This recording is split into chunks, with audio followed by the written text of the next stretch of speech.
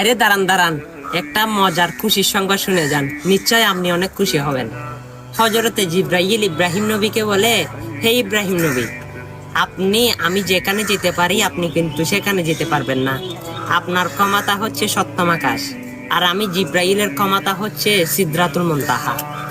আর যখন আমার প্রিয় নবীজি মেহরাজে যাচ্ছে, তখন কিন্তু জিবরিলকে জিজ্ঞাসা করে, হে জিব্রাইল, তুমি আমার দাদাকে এরকম এরকম বলেছ, এখন তুমি বলো তোমার থেকে কি লাগবে, আল্লাহর দরবারে গিয়ে তোমার কি চাওয়া পাওয়া আছে সেগুলো বলবো।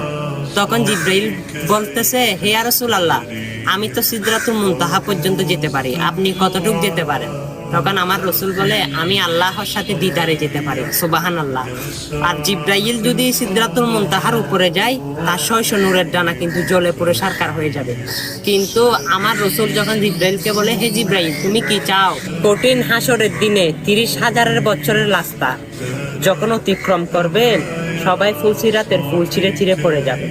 তখন আমি চাই আমি জিব্রাইলের 600 নূরের ডানা ও ফুলসিরাতের পারে বিছিয়ে দিতে, আর আপনার উম্মতেরা যেন নরম বিছনার মধ্যে পেয়ে পেয়ে যেন ফুলসিরাত পার হয়ে যায়। আল্লাহর দরবারে সেই আবেদন আমার রসুল করেন এবং সেটা বাজেট হয়ে যায় আপনাদের জন্য। সুবহানাল্লাহ। আপনারা কিন্তু জিব্রাইলের ডানার উপরে সোয়ার করে কিন্তু ফুলসিরাত পার হবেন। অবশ্যই সে পার হওয়ার জন্য তো একটা উপায় লাগবে, সেই উপায়টা হচ্ছে নবী মুহাম্মদুর রাসূলুল্লাহ সাল্লাল্লাহু আলাইহি ওয়াসাল্লাম। তাকে ভালোবাসুন, তার বাণীগুলো মানুষের কাছে পৌঁছে দিন। ভিডিওটা কষ্ট না হলে একটু শেয়ার করে দিন, আর ভিডিওটা মানুষের কাছে বেশি বেশি সাহায্য স্বরূপ পাঠিয়ে দিন। সুম্মা আমিন।